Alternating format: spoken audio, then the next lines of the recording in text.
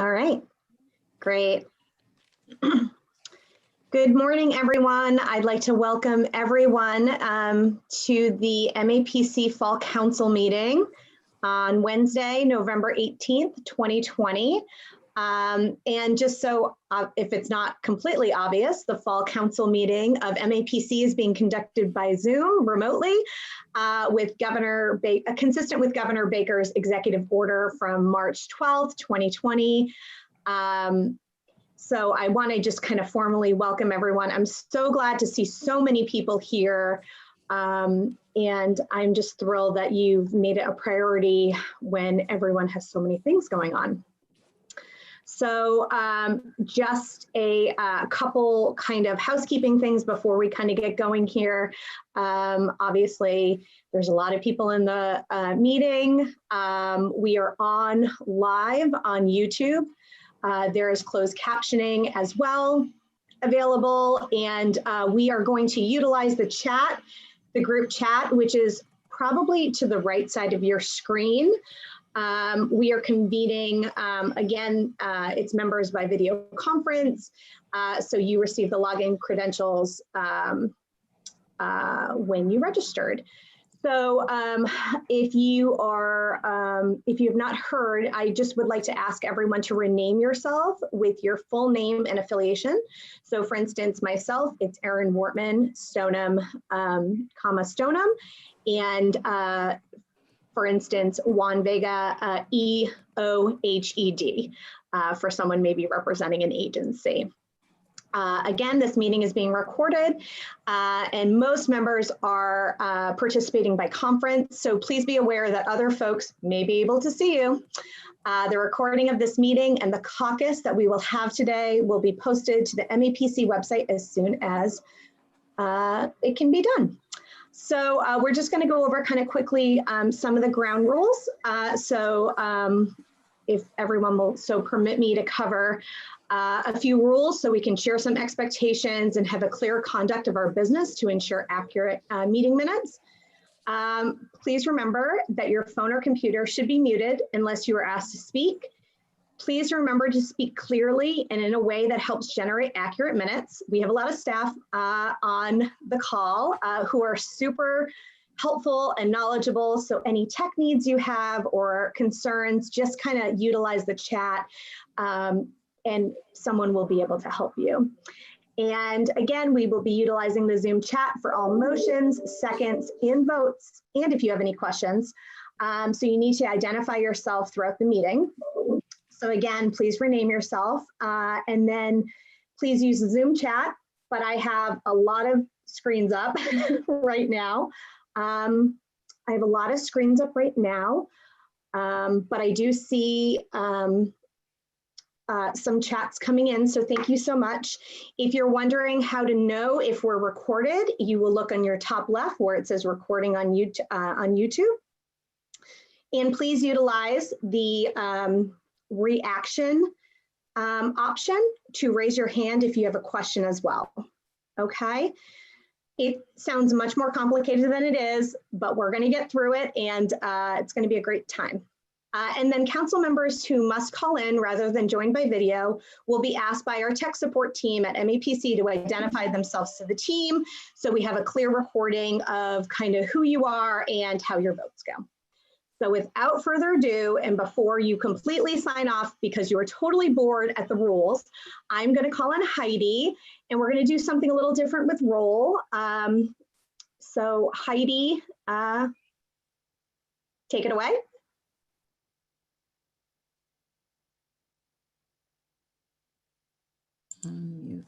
Good morning.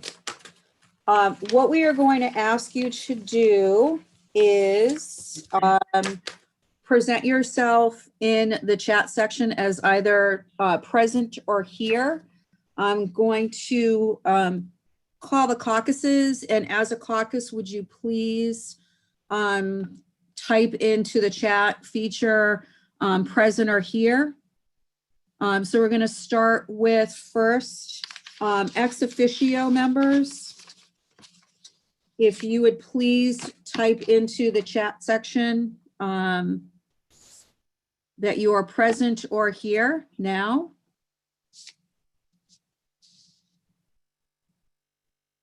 Okay, wonderful. Next, we're going to move to gubernatorial appointees to the council. If you could please, Buzz, I'm glad you're happy to be here too. I'm happy you're here. All right, got quite a few gubernatorial appointees. And now if we could have the cities and towns.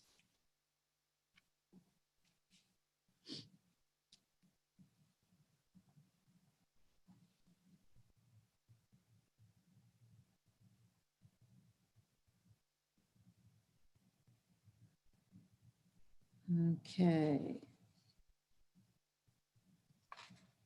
All right.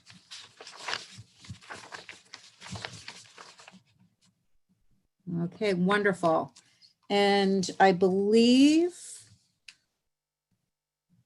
okay, we're going to tally that and make sure that we have quorum for the vote for the minutes. Thank you very much for doing that. This is going to be a easier way of us to double check that you're all here. So I'm going to turn it back over to Erin to continue, and I will let her know in the chat section whether we have quorum or not, so that we can move on to the motion for to accept the minutes. Thank you. Great, thank you. Oh, great. Thank you so much, Heidi. And I guess I neglected to introduce myself. I am Erin Wortman, and I'm the MAPC president. So that's why I'm running the meeting. Sorry. And thank you all again for coming again. Oh, thank you, Keith. Appreciate the enthusiasm. So while I wait for Heidi to tell me that we have quorum, which I believe we do, something that we're going to do next is we have 2 vacancies on the ex officio side of the executive committee. So I'm going to call on the executive ex officio members to meet virtually in a caucus to fill the 2 vacant seats on the executive committee. So by the magic of Zoom, those ex officio members will be magically transformed to a caucus space virtually at this time or very shortly to elect those 2 members.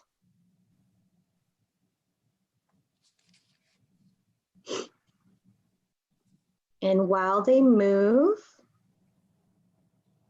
are those people moved? We are waiting on, yes, everyone has moved. Okay, perfect. Thank you, Sasha. I appreciate it. Okay, Heidi, how are we looking for quorum?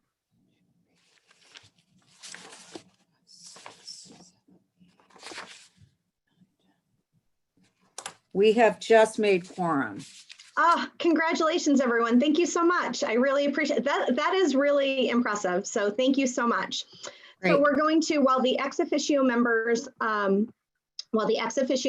are electing their 2 representatives for the executive committee, we're going to kind of continue on with the business part of the meeting. And I just want to remind that the council members that all motions, seconds, and voting will be done in the chat section. So the first item under business is approval of minutes from our annual council meeting, which feels like 100 years ago on May 27th, 2020. So I'm going to ask for a motion. Thank you, Bob Cohen and John DePriest. You made that second. Oh, thank you all for those motions. So I have that Bob Cohen made that motion and John DePriest made the second. Are there any questions on that item? Seeing none, I would like delegates or alternates, if you're here instead of the delegate, to please vote on the motion before you to approve the annual meeting minutes.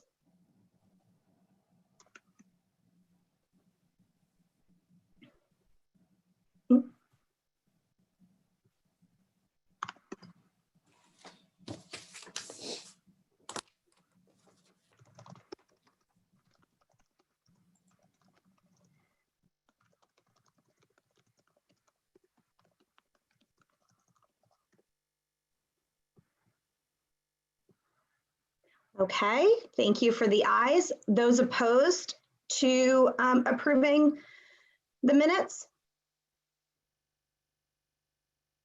Abstentions?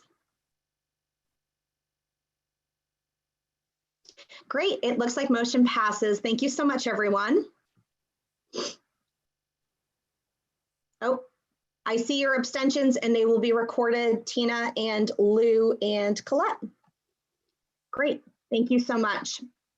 Okay, next up on the agenda is the announcement of Mpo election results. So I'm going to call on Eric Barassa, who is the MAPC Transportation Director, to announce the results. Eric?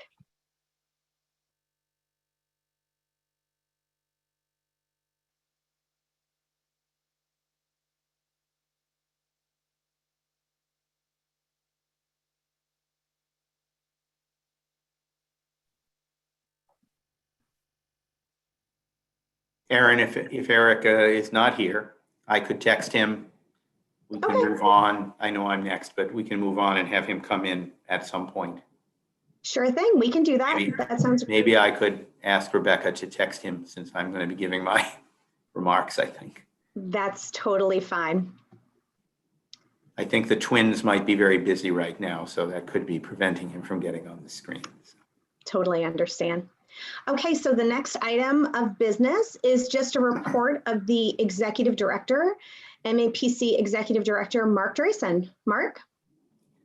Good morning, Aaron. Good morning, everyone. It's a pleasure to see you all. It does feel like our annual meeting was a very long time ago. I guess it was 6 months ago. So, and a lot has happened, and our lives are both full and difficult and challenging. We all know that. I want to particularly welcome, I believe that Senator Boncore and Representative Gonzalez have both joined us somewhere on the screens. And I want to welcome them as our honorees today for Legislator of the Year. Senator Boncore on his own and Rep. Gonzalez on behalf of the Black and Latino Legislative Caucus. Welcome, gentlemen. It's a pleasure to have you here. And I also want to give special congratulations to our General Counsel Marjorie Weinberger. Rebecca will be presenting to her the Robert Davidson Award a little bit later in this agenda, and I wanted to add my congratulations to it as well. The items I want to focus on today are really two. I want to talk a little bit about MAPC efforts on COVID response and recovery, and I want to actually connect that to our MetroCommon regional planning process. We left the office on the 16th of March. That was our first day remote. And since that time, the agency has focused a tremendous amount of attention, ingenuity, and commitment, as well as resources, to helping our cities and towns, our colleagues in state agencies, and many folks in the business community and the nonprofit sector to deal with the onslaught of COVID-19. I could thank almost everyone on the staff, but I want to particularly recognize my Deputy Director, Rebecca Davis, Lizzie Wayant, the Director of Government Affairs, Mark Fine, the Director of Municipal Collaboration, and Barry Keppard, the Director of Public Health, and everyone who works for and around them. That is our core team. They and their deputies have been working so hard to address these issues and to try and help all of our communities to find ways to protect people's health, people's lives, and people's livelihoods, and to do those things simultaneously. I think they deserve our congratulations and thanks. I think particularly of Amy Riley and Dan and Austin and all the other folks who have worked so hard with the Health and Medical Coordinating Coalition, fielding literally thousands of calls and emails and requests for PPE, for emergency services, for all kinds of materials to try and deal with the surge when it happened. And now, of course, sadly, the surge that we're dealing with now, which is not a surprise to anyone, but which we are in the midst of and we must deal with on a daily basis. We are so proud to have the HMCC under the umbrella of MAPC, and to be able to claim with truth that we are, through them, on the front lines of dealing with this pandemic. The pandemic has revealed many things about our society and about our Commonwealth: issues of inequity, a lack of preparedness, but also strength and resolve. We are going to continue to work with every one of you to try and find ways to address the issues that are brought here as a result of this pandemic. And at the same time that we are working to try and deal with the issues we're facing today, we are working to try and ensure an equitable and meaningful recovery.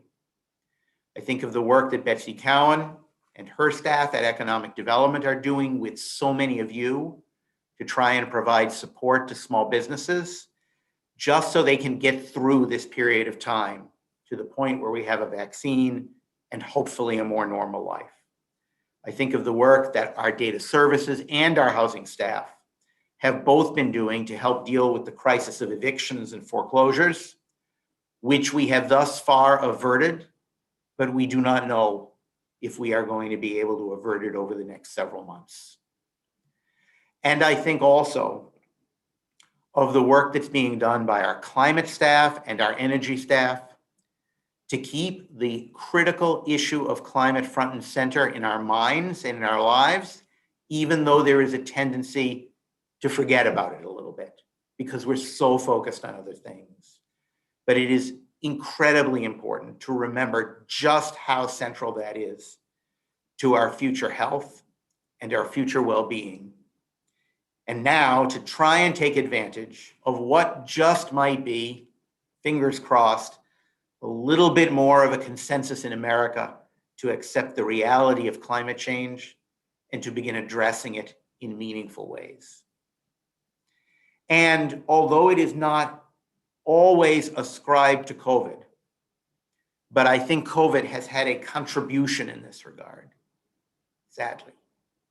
We are reminded every day of the racial inequity in our society and of our need as cities, towns, state agencies, and regional actors to call those issues out front and center, and to say that all the public policies and spending priorities we adopt must have as a component, and a central component, addressing those issues of racial inequality that harm so many of our residents and citizens and weaken the strength, the prosperity, and the example of the Commonwealth and of the United States of America.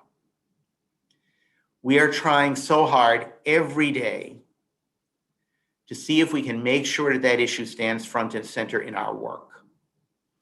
And at any time, if I flag in that regard, I know that there are powerful and committed members of my staff who will remind us gently but firmly of the need to put that front and center in all of our programming and to speak about it openly and with clarity.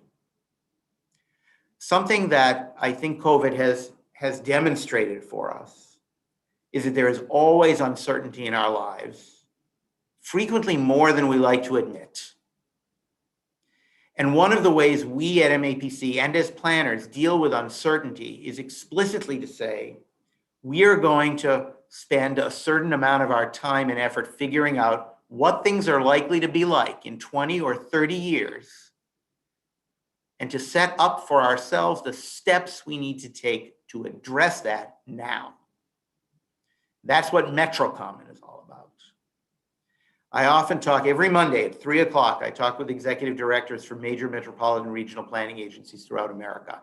We spend a lot of our time on COVID, but we spend a lot of our time on other things as well. And a number of us have been saying, you know, it is really hard to do a major regional plan, a decadal regional plan at this moment in time when so much is unsure. But then other people say to us, who finished their regional plans just a year ago or 2 years ago, boy, we missed it. We didn't anticipate this at all, and we didn't adopt policies and practices that would help people to address it.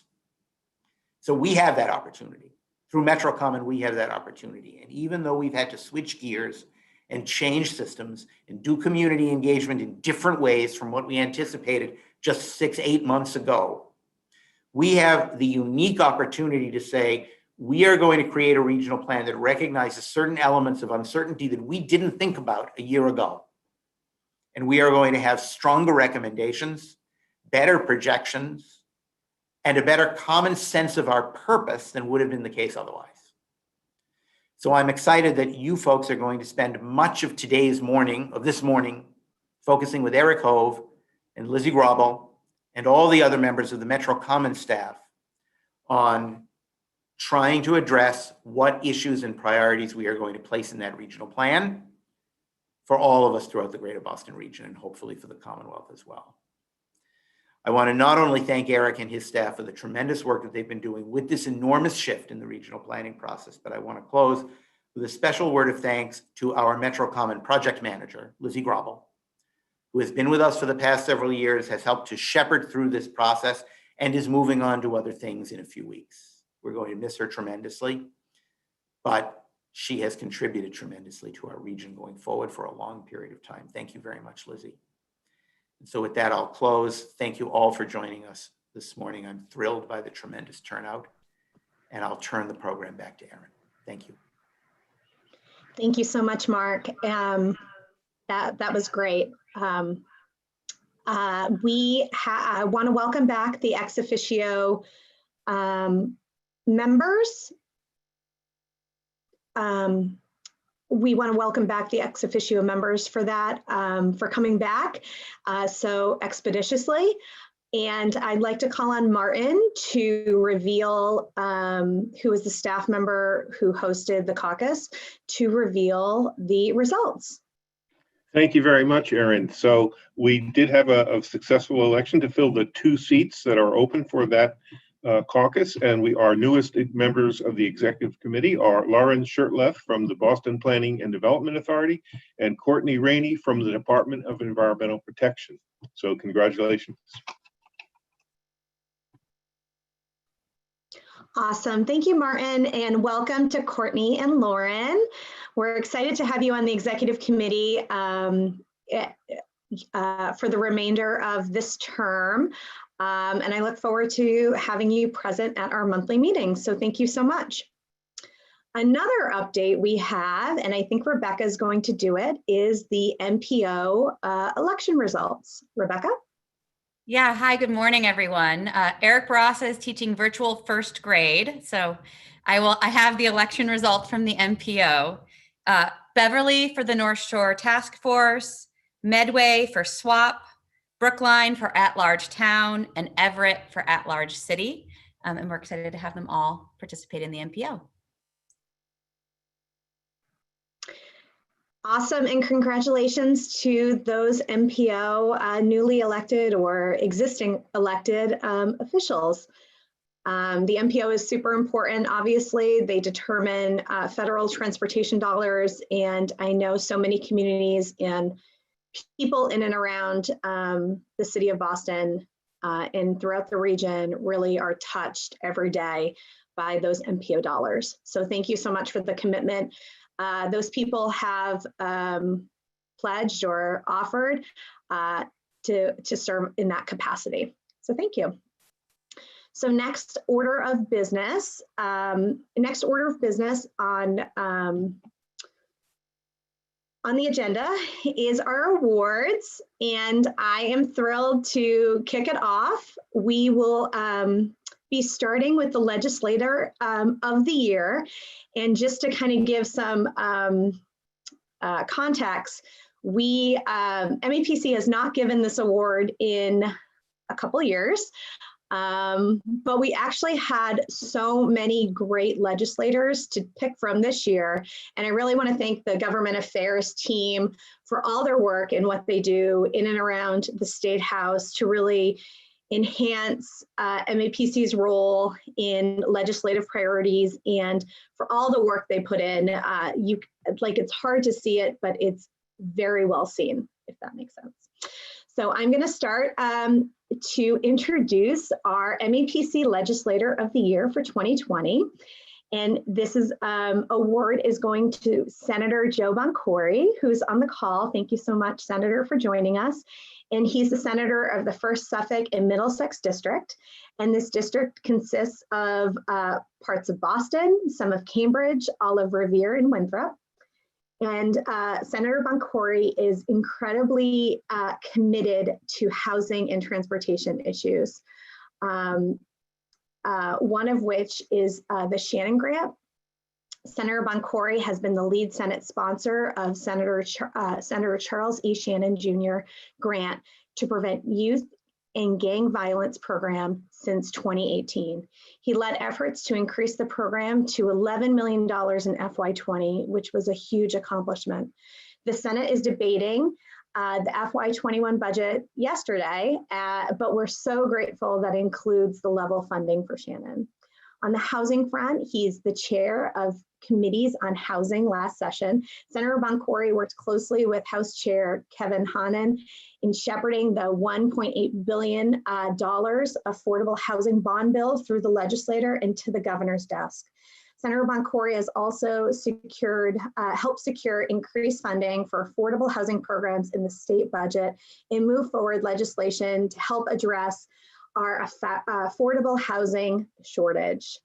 With transportation, this session as chair of Committee on Transportation and at the direction of Senate President, Senator Boncore convened a working group to help address the Commonwealth's transportation needs through policy recommendations. He has led effort in the Senate to successfully add $10 million in municipal and regional planning grants to the still pending economic development bond bill. And Senator Boncore has also sponsored several key MAPC legislative priorities, which include, but are not limited to, the TNC or Transportation Network Company legislation, and the income tax credit for below market rent. And a little about Senator, prior to joining the Senate in 2016, he graduated from Mass School of Law in 2007. He joined his family's law practice, then as a public defender with the Suffolk Lawyers for Justice. And in 2009, won a seat on the Winthrop Housing Authority Board and elected chair of the board. And he led Winthrop's affordable housing programs. He was born and raised in Winthrop, Massachusetts, where he lives with his family, and he's the grandson of immigrants who came to the United States. And something that we noted when we kind of deliberated on this award is on executive committee, every time the government affairs team kind of gives an update, Senator Boncore's name is mentioned at every single meeting. And I think that's a true testament to his commitment to MAPC, its priorities, and really moving the region forward.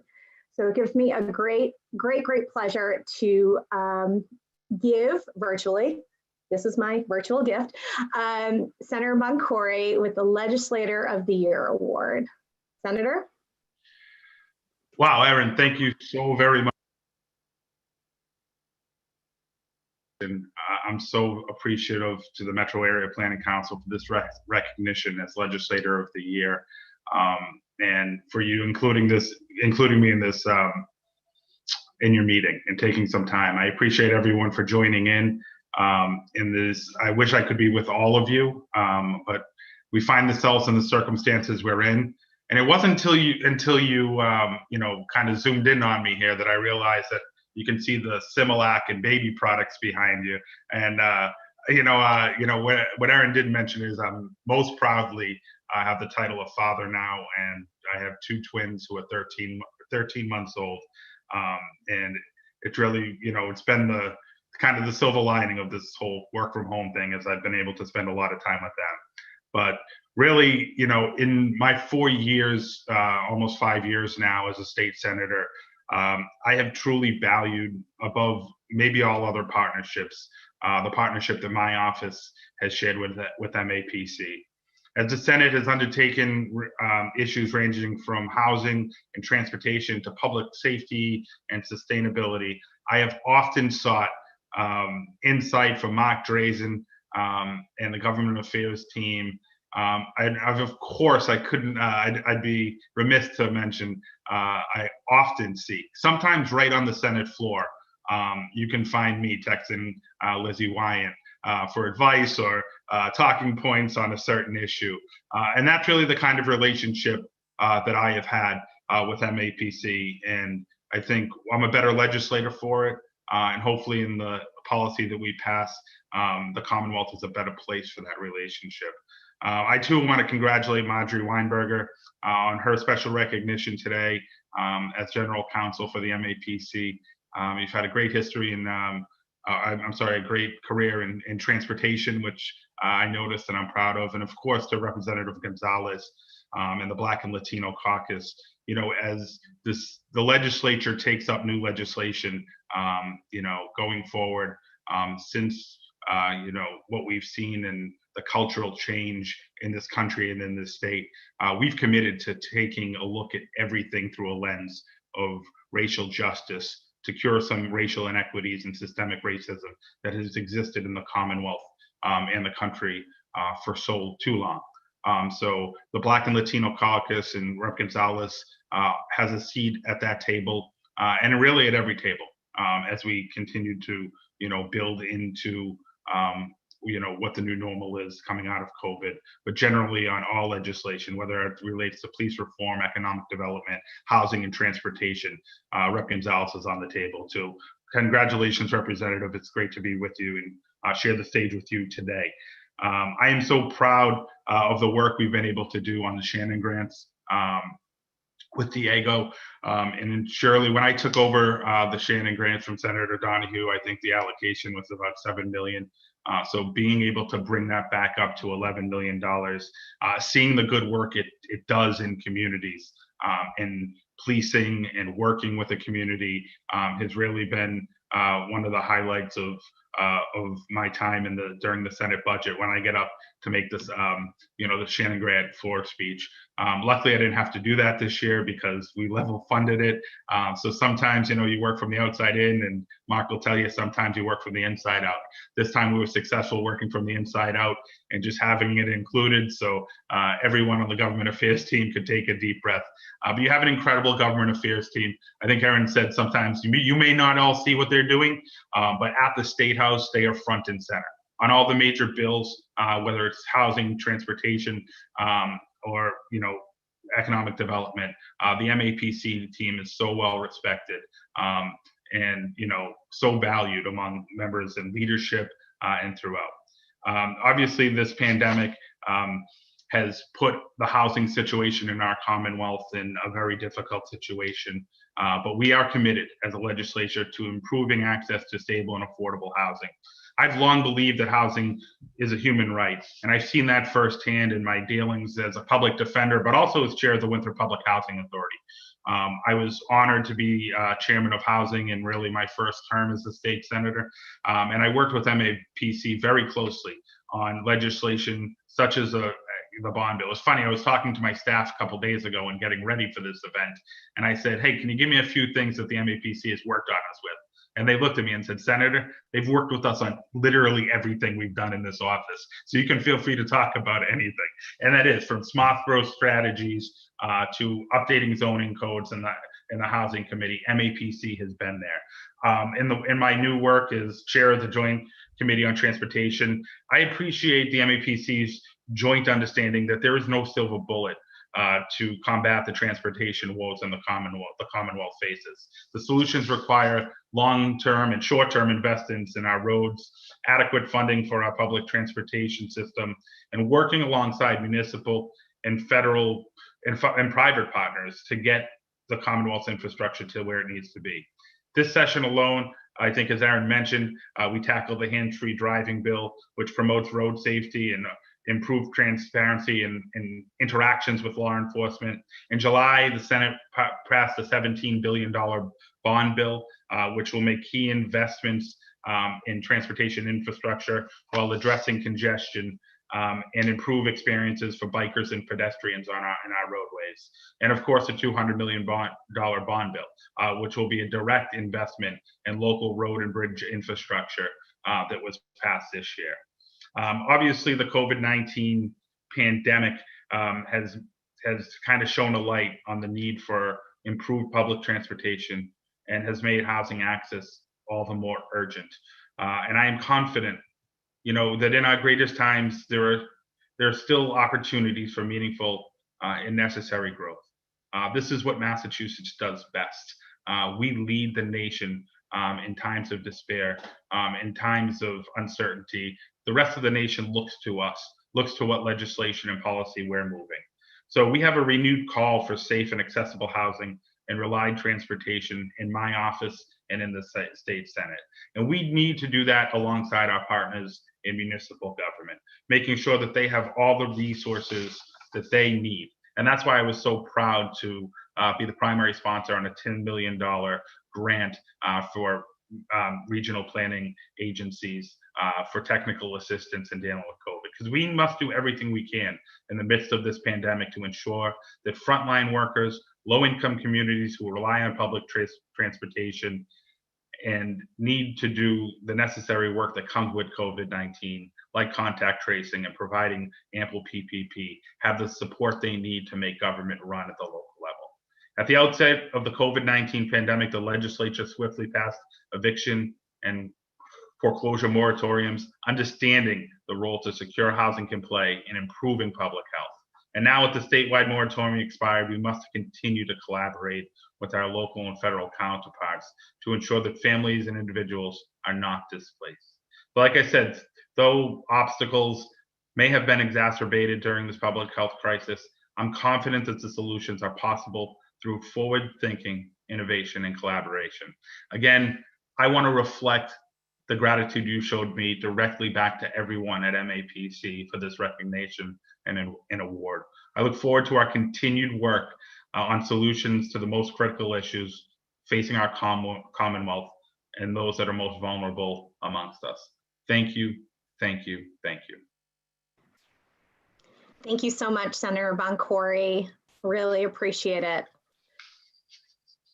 And you can see all the emotions of the clapping. And I know I speak for the council when I say it's a real honor to honor you in this way. So thank you so much. Yes, and the applause in the chat. Thank you. Okay, so next up on the agenda is I'm going to call on Executive Director Mark to present the Excellence in Collaborative Leadership Award. Mark?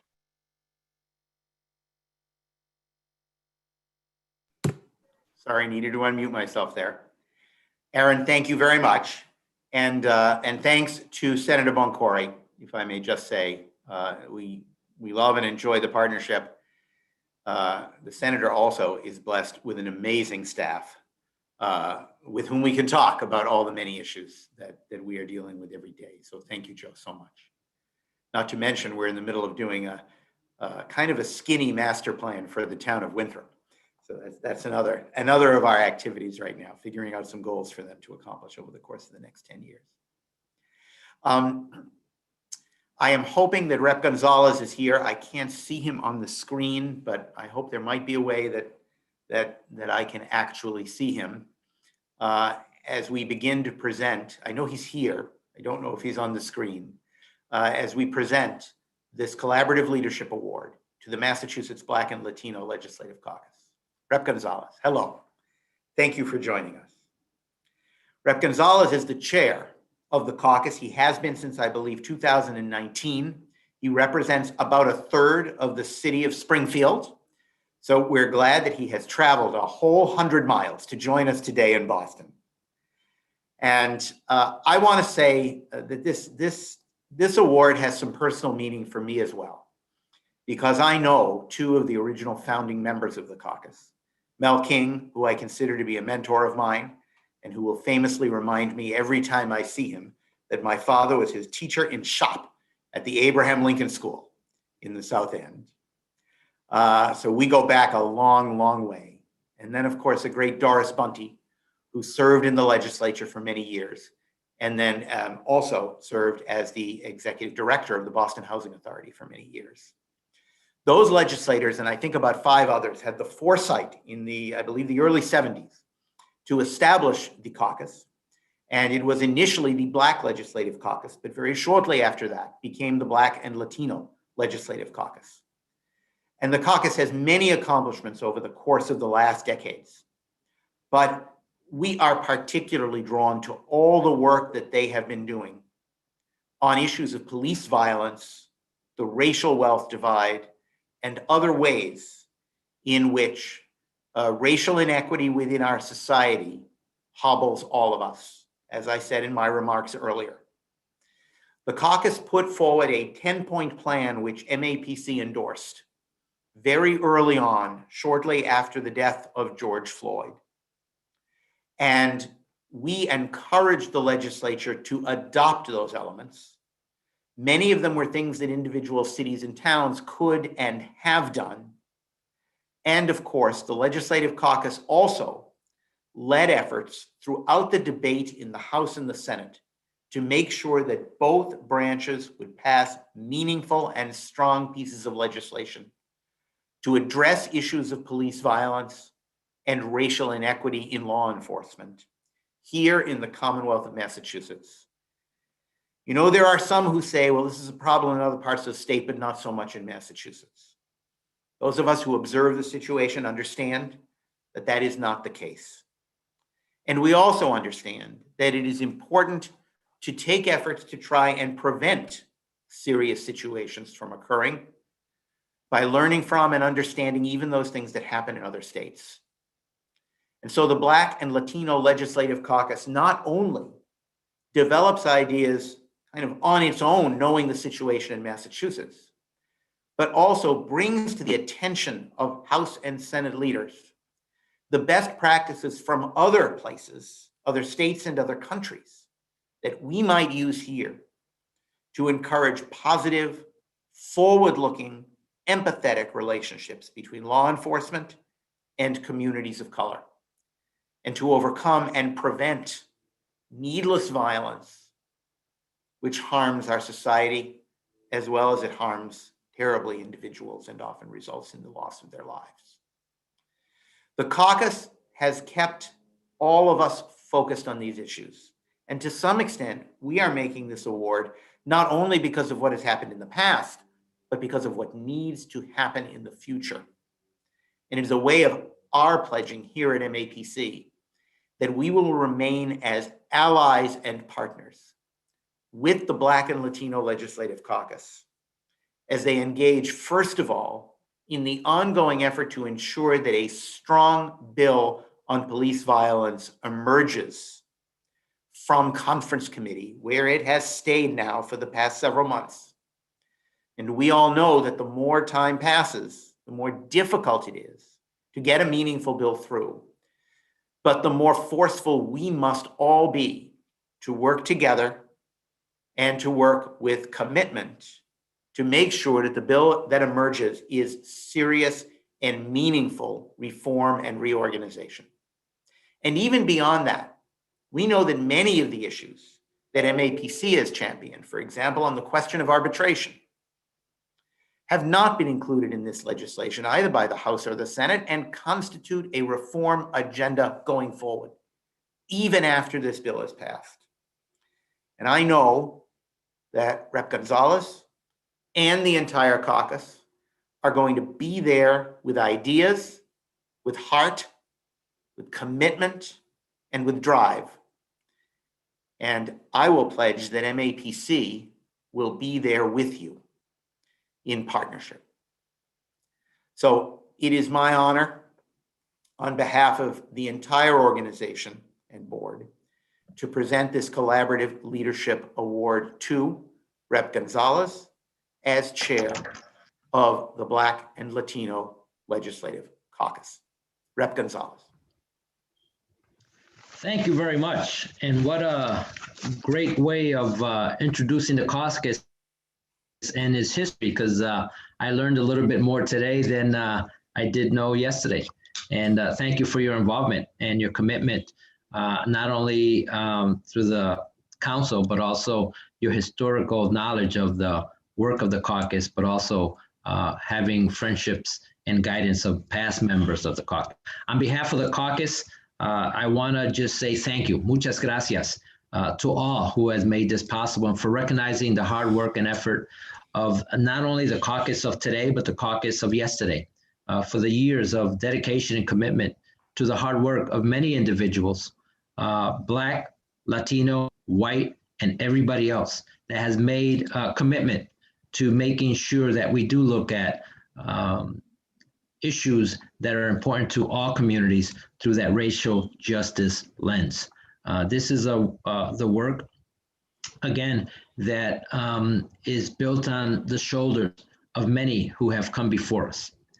But we are here today, and realistically, recognition that you have provided us for the work that we are committed to doing, because our stories are very similar. But I can say that many members of the caucus grew up no different than I did, in communities where many times the police has not been our friends. That many times the police have gone unaccountable, but also communities where police officers have made a commitment, good police officers have made a commitment to enhancing and building relationships between communities of color. So that needs to be stated in the same sentence, because our work is based upon removing, replacing, and holding accountable individuals who have stained their oath and have stained the badge, and recognizing the hard work and effort and the commitment of many of the good officers, men and women, that have contributed to the public safety, but also the public health of our communities of color. So the work that we are committed to do, it's a collaborative work led by Black and Latino legislators who have personal stories, not only from themselves, but also from their constituents. And that needs to continue as we move forward in the conference committee, that we make sure that the leadership of the Black and Latino caucus continues to be deliberate and to be at the forefront of any solution that comes about when we finalize our conference committee, and also hopefully to the governor's office without much concerns about having something that can be vetoed and the hard work and effort not go forward, particularly this session. So the work that you do is extremely important. First and foremost, before I just say a few more words, I just want to also thank Marjorie Weinberger. I don't think I have the opportunity to have worked with you, but I've heard great things about your work and effort, and congratulations on your recognition. Also, Senator Boncore, we've worked together, and you know, sometimes you don't get to know the history of somebody until they're introduced. I was happy to hear more about the hard work and effort of Senator Boncore, particularly when it comes to the Shannon Grant, because again, that is part of what the commitment of the Black and Latino caucus is. How do we impose upon legislation that improves the quality of life for all communities, but also with the Shannon Grant, how it's been effective in promoting public safety and prevention in communities of color. So thank you, Senator Boncore, for the hard work and effort, and look forward to continue to work with you as we continue to address the public health crisis that we see in this country and in this state, particularly when it comes to communities of color. And if COVID has taught us one thing more, is that we need to pay attention. When it comes to the Latino community, fastest and largest growing community, which will have a significant impact in the population of Massachusetts. And if we don't make significant changes into the poverty rate that exists, Massachusetts will suffer. If we don't look at the wealth gap that continues to exist in the Black community in Boston and throughout the state, this state will suffer in the future. So we have to make strategic, intentional changes to legislation policy that addresses those concerns. So I want to just say thank you on behalf of the Black and Latino Caucus. We will continue to do the work that we feel is important, but we will take a different stance when it comes to communities of color. We will set the agenda. We will work and collaborate with many experts in different fields that can enhance the solutions that we think best represent the communities of color. I think it's critical and important that we understand that for too long, the agendas to address the issues and the ills in the communities of color have not been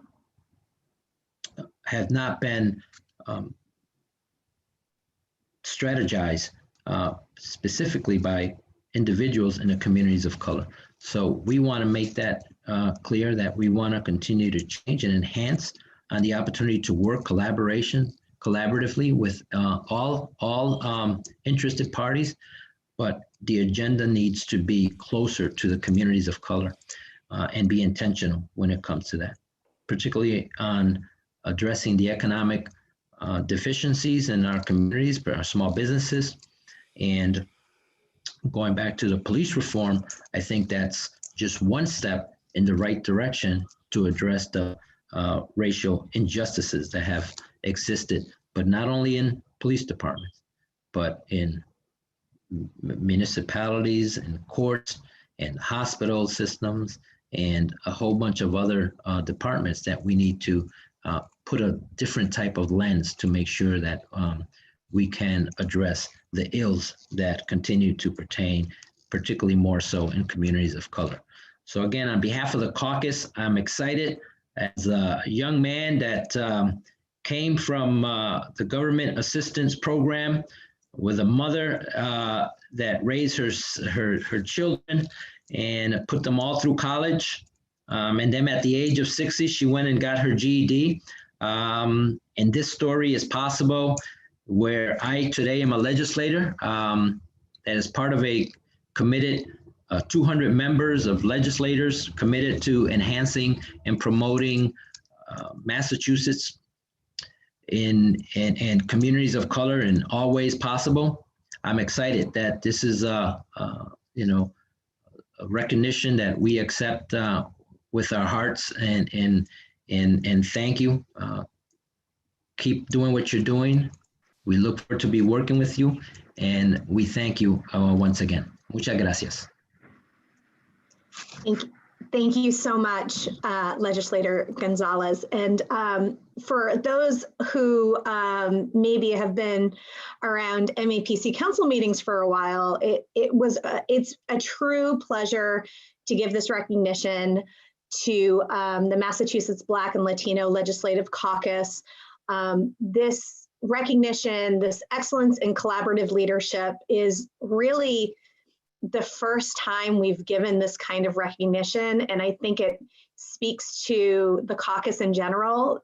You are a trailblazer, you are seen and you are appreciated, and I hope that this award, this recognition continues to be given year after year, because I think what we need more of is collaborative leadership and thoughtful decision.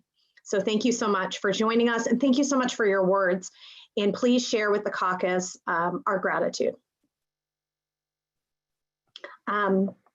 Next up on the agenda, I'm going to call on Deputy Director Rebecca to present the Robert Davidson Staff Recognition Award. Rebecca? Great, thank you, Erin. And thank you, Senator Boncore and Representative Gonzalez. It's a pleasure to get to work with you and award you these honors today. The favorite part of my job every year is working on the Davidson Staff Achievement Award. We go through a nomination process where I get to hear from all of my colleagues how much they value their colleagues across the agency. And this year, The amount of thanks and value that I heard from our staff was tremendous. I can't say enough about the fabulous work that everyone at MAPC has been doing over the last 8 months from home to continue to help better the region. But our awardee today, I think, got more nominations than anyone in the history of the award, and from more departments and more diversity across the agency. And so I think at first, I just wanted to give you a little bit about what her colleagues are saying about her. Margie is always available to help. She always makes time. She's generous with her time. She brings honesty, guidance, and patience to her work. She brings true curiosity and passion and makes things run smoothly.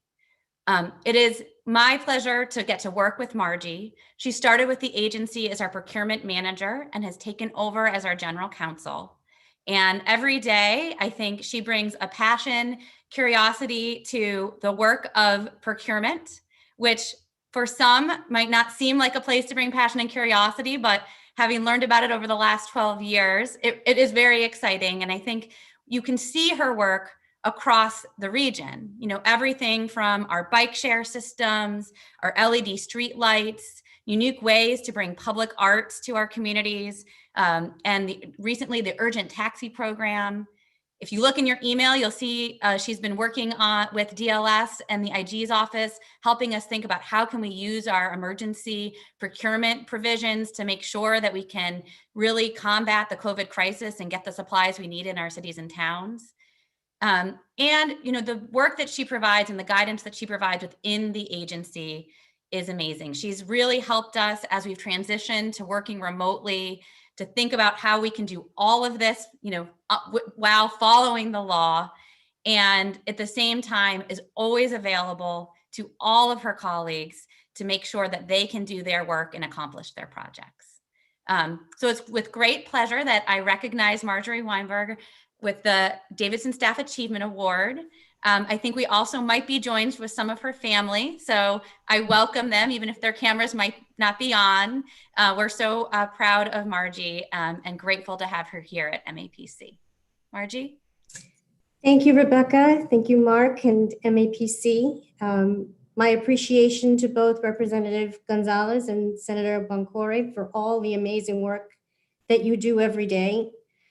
Generally, the lawyer is the buzzkill in the room and not the interesting person, but MAPC has given me the ability to have meaningful work and to be able to have direct impact on the communities that we serve.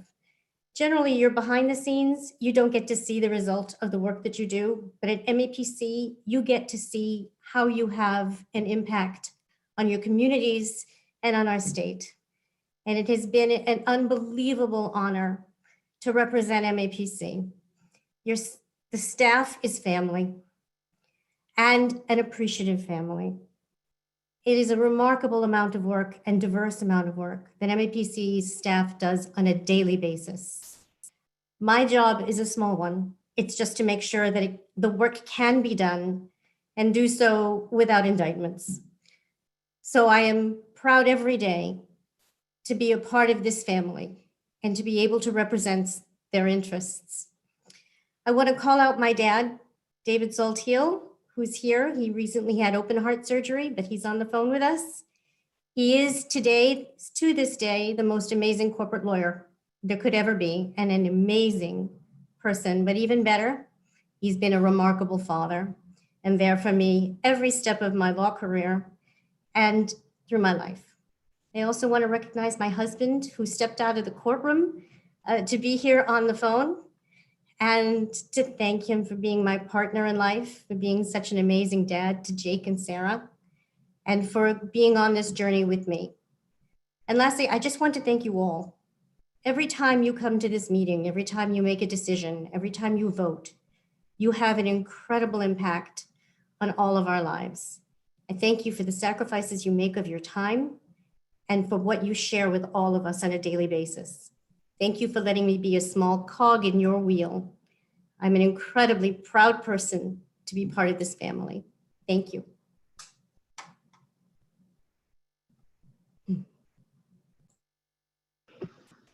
Margie, it's too early to cry. That was great. Thank you so much. And I feel pretty good that I'm not alone with getting choked up there. I see a few of us in this space, and you're just amazing. And I hope you're told that every day.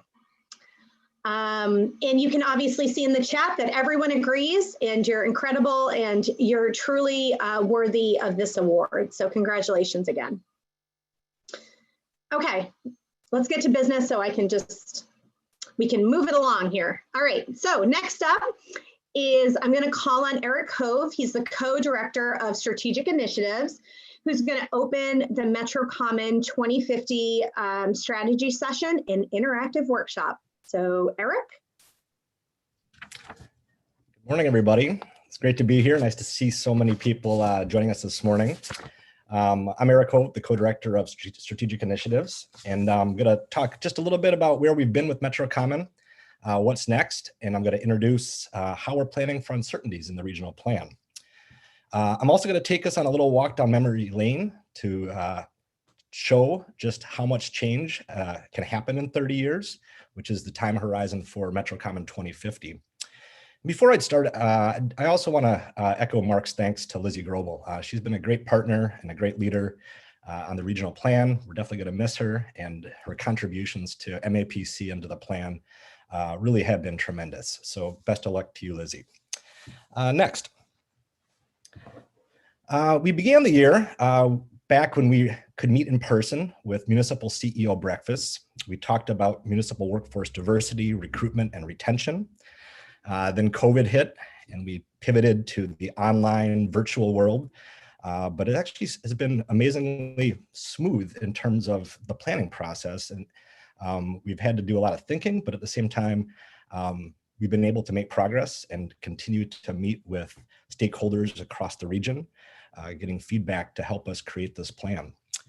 We've had a number of action area workshops, identifying the challenges and opportunities confronting our region.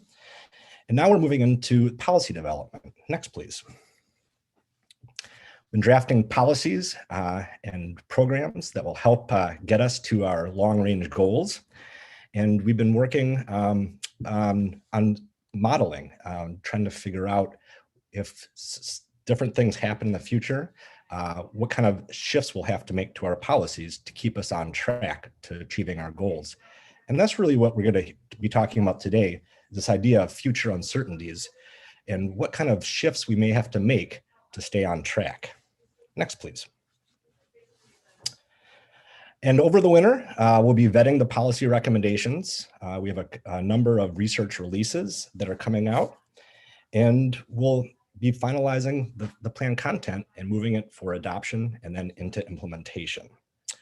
And again, today, we're really focusing on the changes, the future uncertainties, and what kind of impacts that may have on us and what kind of shifts we have to make. Before we jump into the time machine and go back to 1990 to remind us what life was like then, I do want to thank Sam Seidel, MAPC's treasurer, for inspiring part of this presentation and for contributing a number of the photographs to it. Next, please. That's me 30 years ago. High school senior. We had just won the state championship in hockey, and it was really our miracle on ice. Next, please. And the world was changing. Apartheid was crumbling, as was the Berlin Wall. Next. And believe it or not, somehow we all survived without Amazon and Google that seemed to cater to all our needs, even those needs that we may not be aware of today. Next. The World Wide Web was just a baby. The first website was created. Before then, when you were a student, you actually had to go to a library to write a paper. Next, please. The first text message was sent. I think that might be Mark Rassicott's flip phone on the left. We had cell phones, but they didn't fit in your pocket. And CDs replaced cassette tapes for listening to music. Next. And they ruined the Ford Mustang. Next. We were voguing. Biz Markie and Vanilla Ice were on the top 100 charts. Next. The Simpsons arrived in Springfield, and Tickle Me Elmo was the hot Christmas toy of the year. Next, please. Closer to home, we've experienced tremendous change in Greater Boston. Some good, some bad, but some neighborhoods you wouldn't even recognize from 30 years ago. On the left, it's the combat zone. It's now family friendly, but today it's also littered with high-rise luxury apartments. Next, please. The miles of elevated asphalt that ran through the middle of Boston have been buried, now replaced by the Rose Kennedy Greenway. Next.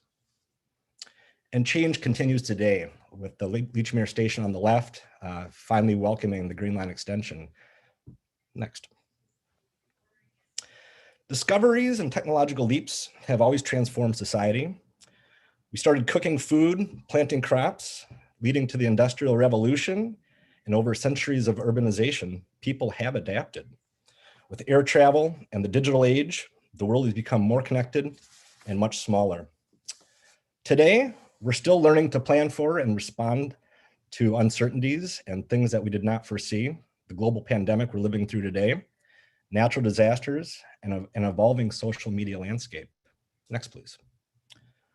While we may not have the power to control world and national events, collectively, we do have the power to shape the laws and policies and programs that affect us. Together, we can influence the future that will be. Next. And about that Mustang, they brought it back. It's now a plug-in SUV. Next. And while we can't know what the future holds, we can be sure that there will be new innovations and unexpected events. Will we finally have flying cars? I hope so. How do we maximize the benefits of automation and nanotechnology while minimizing the negatives? And how do we do this equitably? Sarah Philbrick is now going to discuss how we are planning for uncertainties in MetroCommon 2050. She's going to lead us through an exercise that explores how we here in Metro Boston might respond to two such future uncertainties. Thanks, and I'm going to turn it over to Sarah now. Thanks, Eric. I appreciate that presentation and that look back to 1990. I'm going to talk about the next 30 years and looking out to 2050. And like Eric said, we'll be doing an activity today thinking about how our policies can respond to future uncertainty, even if we don't know what that uncertainty is. So first, I want to start with this idea that the future is based on things inside and outside of our control. We can anticipate that there will be change in the future, but we don't necessarily know what that change is, or by how much, or how quickly, or in which direction. But we do have the opportunity and responsibility to plan for this uncertain future, even if we don't know exactly what it looks like. So today we're going to explore major uncertainties outside of our control at the regional level and speculate or think about how we can react to them in order to achieve our goals. We know that policies tailored to today's needs might not work the same way under different conditions. There are policies and strategies we think about today, and we use them, or we come up with them primarily thinking about a possible, or the way the future will come out. If you think about our typical projections or the work we've done in the past, we say we probably need this many housing units. And that might be true, but in a different possible future, it might be even more important for some of those policies or strategies, or in other futures, it might be less important. Also, policies or strategies that we could choose today that would work well under all three of those futures. Something like protecting our drinking water would probably be important no matter what 2050 looks like.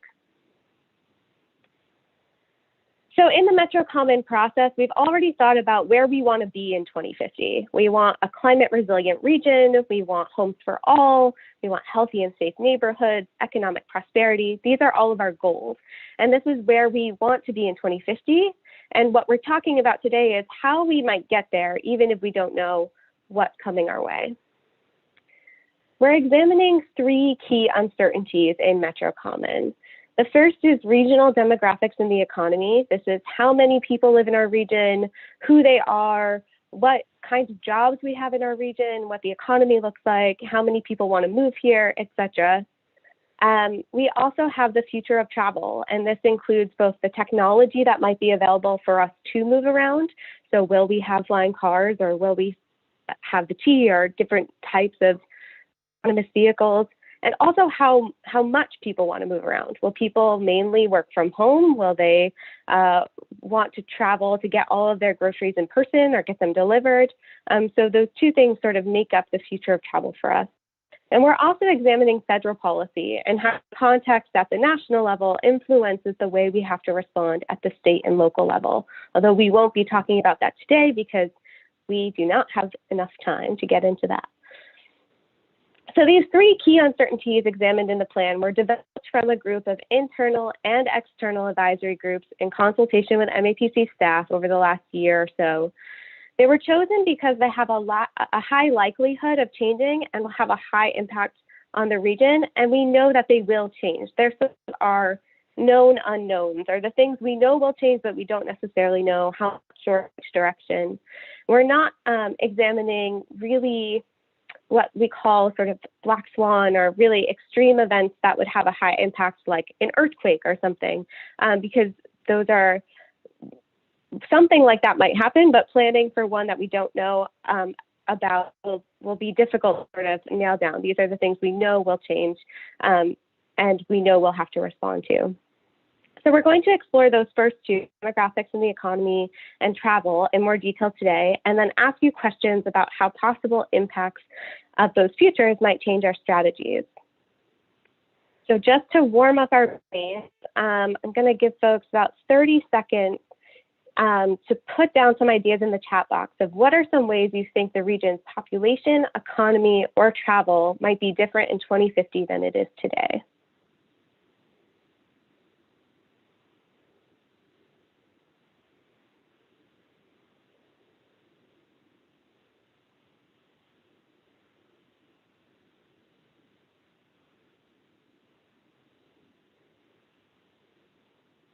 Right. I was going to read some of them out loud to you, but I'm realizing I can't see the chat on my screen. So I hope you can read some of other folks out loud. Maybe folks have similar ideas to you or different ideas.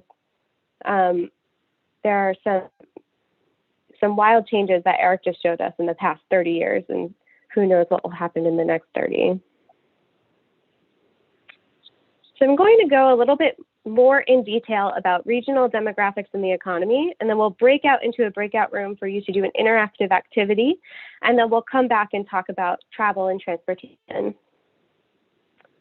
There are some things we know about the way that demographics and the economy impact housing in particular, which is where our focus is going to be today. The first thing we know is that a supply and demand imbalance and income inequality part of the reason that we have such high housing unaffordability in our region and even in other regions in the country.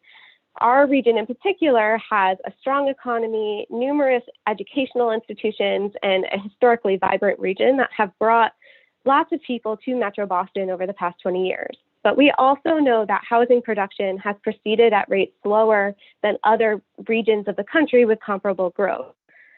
At the same time, we have increasing income inequality. Folks who are at the high end of the income spectrum are making more, and middle income folks and low income folks are making even less.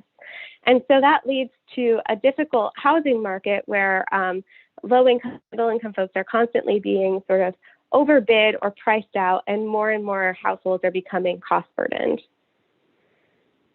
We also know that the traditional household is changing. This is due to both financial and social factors. Younger generations tend to live with parents or roommates longer in life. When and if they do have children, they tend to have more children. And also due to student debt and other reasons, people are deciding to live in these situations. We also have different ideas of what a traditional family or household looks like, and that will continue to change over the years. And so our housing needs to be flexible to all the different ways that people live. The last thing that we know that we're going to talk about today is that baby boomers will retire and mostly free up housing as they age.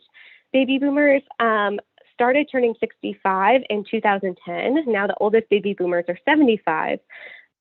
They occupy a large percentage of our large single-family housing units in the region. And we know as folks retire, become elderly, or pass away, the types of housing that they'll need will change, and the type of housing that's being freed up will change over the next 30 years. So we have those things that we know. We also have lots of things that we think we know. These are sort of the possible solutions or policies that MPC has been promoting or advocating for a while. One of those is reducing barriers to housing production. This could be through zoning or other measures that make it easier to build housing in our region, particularly multifamily housing, rental housing, and other types of units that are hard to come by. Another possible solution is encouraging housing adaptation. This could be the creation of accessory dwelling units, the conversion of single-family homes to multifamily housing, the adaptive reuse of non-residential buildings to housing, ways that we can use the buildings and the tools we have to come up with more housing units. Another possible solution that we've been advocating for is expanding inclusionary zoning. Inclusionary zoning maximizes the percent of units that must be set aside for low income or very low income residents by having developers include that in their development so that they're being paid for by the market as opposed, or developer profits as opposed to public subsidies. But increasing public subsidies is another one of our possible solutions or things that we've been advocating for. These subsidies could be for affordable housing construction or vouchers or preservation of existing affordability. And they're important services that enable low and very low income residents to participate in our expensive housing market. And the last one we'll talk about today is supporting home ownership programs. These are programs specifically targeted to folks in formerly redline communities or communities of color that help mitigate discrimination in the real estate and mortgage industry and provide avenues for people to own homes who have historically been kept out of the housing market. So those are the things that we know, we think we know, and then we have lots of things we don't know, particularly about 2050 will look like.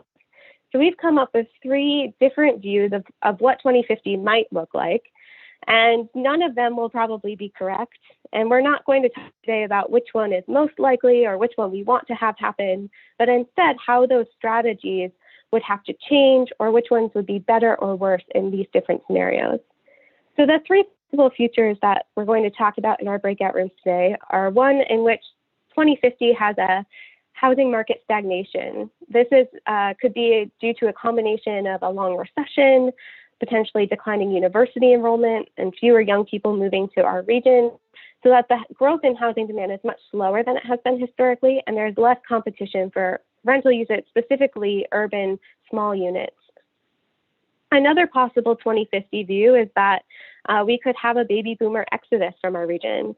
This could be due to a high cost of living and cultural preferences where baby boomers decide to leave the region at higher rates than their predecessors, and they put more single family homes and large units on the market. Another possible future is an economic boom, which looks similar to maybe the Metro Boston area pre-pandemic. We could have a 2050 where we have continued strength, maybe particularly in our medical and educational industry, and we're generally attracting more and more people to our region. This could result in an increased demand for housing. So what we're going to have you do in your breakout rooms is think about how these strategies, the things that we think we know are good ideas, might perform under these 3 scenarios. And I have a few examples here that I'll go through, and you can come up with your own connections in your breakout rooms. So for example, expanding inclusionary zoning might be even more important in an economic boom scenario. A strong market demand could be harnessed to create more deed-restricted units, and it might be even more important for us to ramp up those policies. So on the other hand, in a stagnant housing market, it could make expanding inclusionary zoning could make it more difficult for developers to build middle-income housing because they find that they're not able to make as big of a profit or enough profit to be worth their time. And so that could only make the type of development we see be luxury housing. Another possible strategy that maybe is less effective but still important is reducing housing in a stagnant housing market, reducing regulatory barriers to housing production. Having a weak market might dampen production no matter what, but removing those barriers probably isn't going to hurt anything and could still probably help. So Sasha has been using her wizardry over the past few minutes to put on in breakout rooms. You're going to be whisked away to a room with a facilitator and a scribe, And we're going to ask you to think about how these strategies would perform under these scenarios and sort of make your own lines on this. We won't actually be drawing them, but make your own connections and think about either how the strategies would perform or how the strategies might need to adapt to work better. And we'll be using all this information in MetroCommon to help us think about how to plan for future uncertainties. So Sasha will take you away, be in your breakout rooms for about 10 minutes, and then we'll come back to talk about transportation.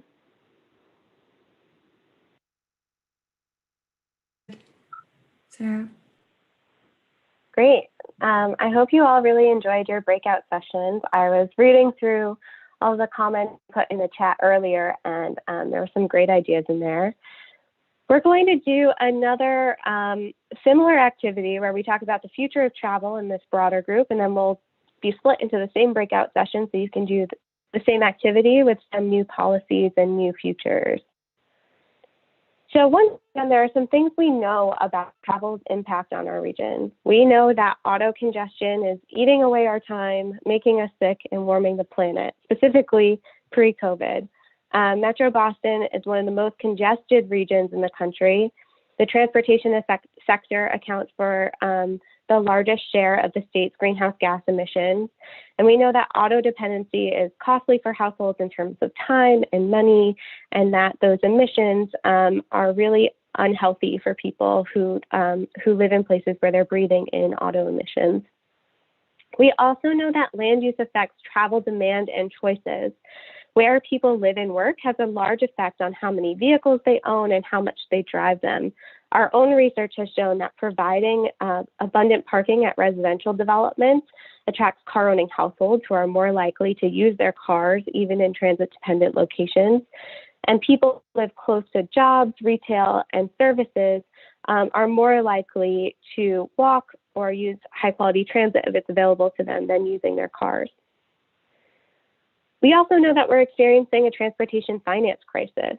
The gas tax is declining in its value as cars become more fuel efficient. We have lots of transportation debt and a maintenance backlog that limits our ability of the region and the state in general to make investments in long-term infrastructure or even make significant transit service improvements.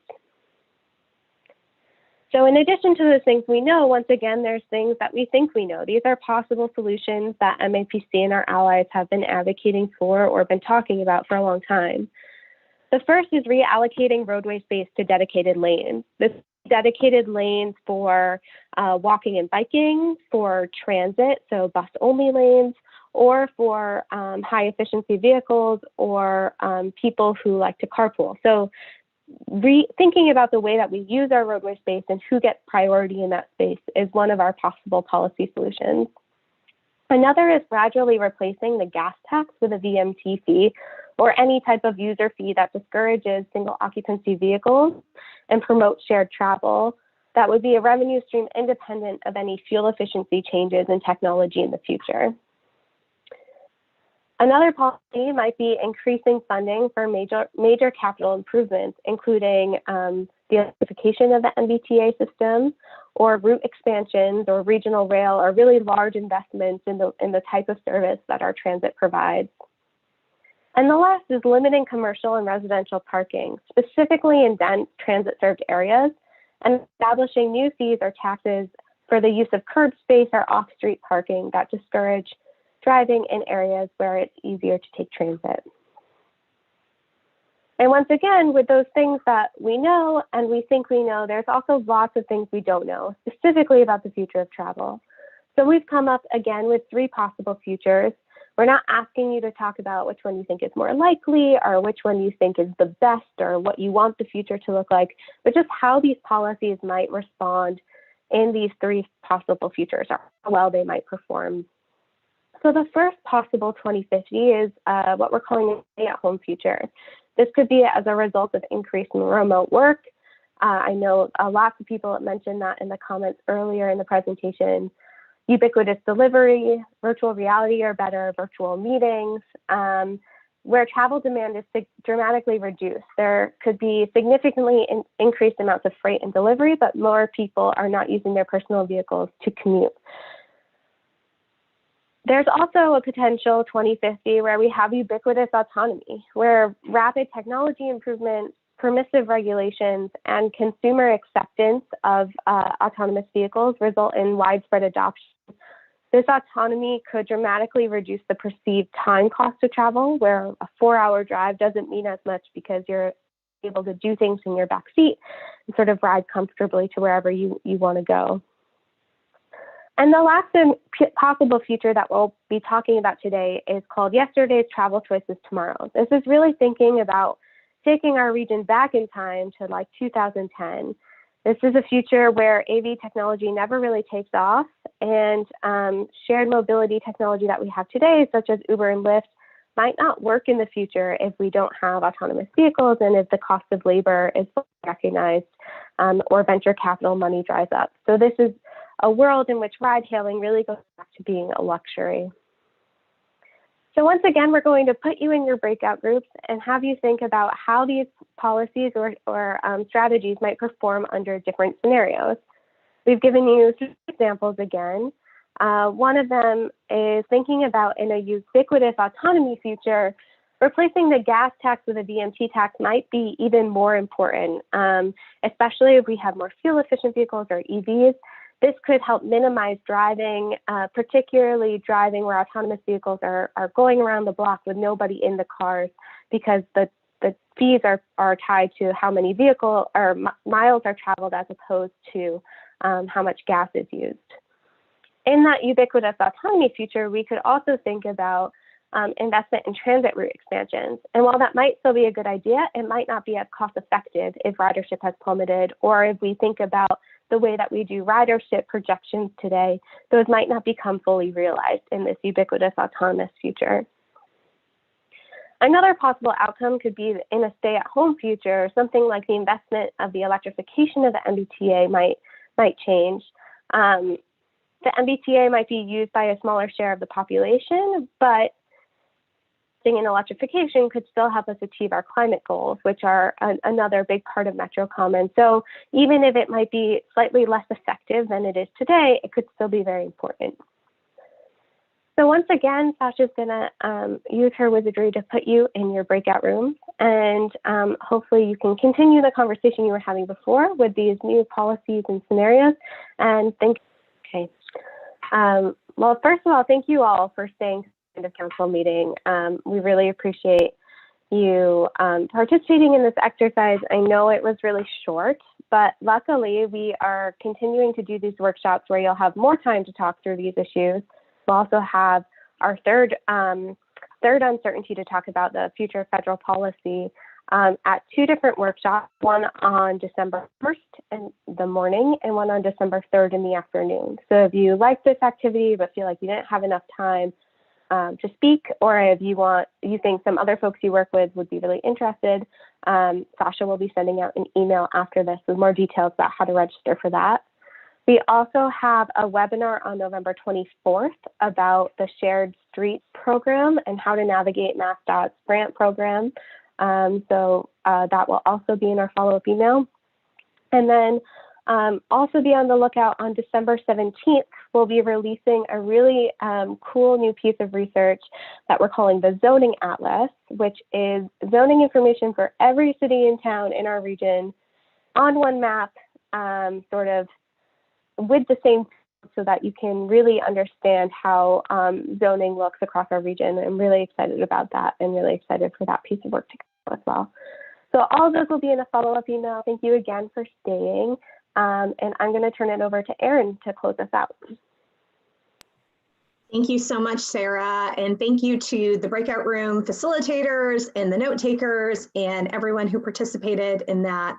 I know that some people want to share more, and I think you should continue to do so. I know in my breakout group, we had a lot of great insight, some that I never even thought of. So I hope that was your experience as well.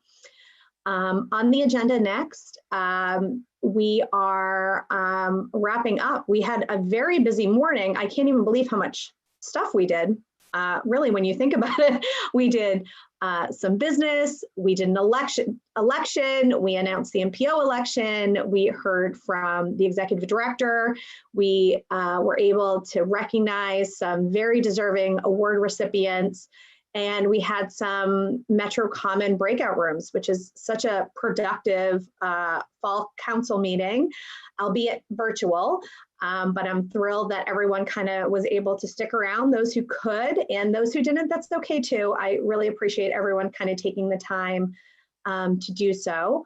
So at this time, as long as I am not seeing Mark and Rebecca give me any frantic, okay, good, perfect, no other business is before us, I would love to have a motion to adjourn or a second from any council member, would be great. John DePriest, thank you. And Yolanda, thank you. So John DePriest, who is quick on the keys, motioned to adjourn the meeting, and I have Yolanda with the second. Please utilize the chat to vote. So all those in favor, please do so at this time. Wow, everyone is very quick on the quick on the keys. Thank you so much. Great, and I'm going to give space for anyone to be against the motion to adjourn. Or any abstentions if you're feeling a little cheeky this morning. Not seeing any, great. I believe the motion passes. Thank you so much, everyone. The meeting is adjourned at 11:28, 2 minutes ahead of schedule. I really appreciate it. I look forward to seeing you all at future MAPC meetings and events, and I hope you all have a great rest of your day. Thank you so much.